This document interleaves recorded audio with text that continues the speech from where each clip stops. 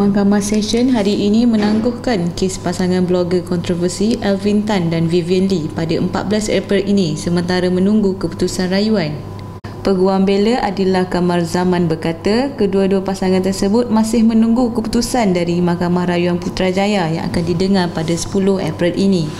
Ditangguhkanlah untuk kita pendengaran di Mahkamah Rayuan dulu 10 April. Sebelum ini, Alvin 25 dan Vivian 24 mengemukakan rayuan terhadap keputusan Mahkamah Tinggi pada 20 Disember tahun lalu yang menolak permohonan mereka untuk menangguhkan perbicaraan sementara menunggu rayuan untuk membatalkan satu daripada tiga pertuduhan mengikut Seksyen 298A-1-A Kanun Keseksaan.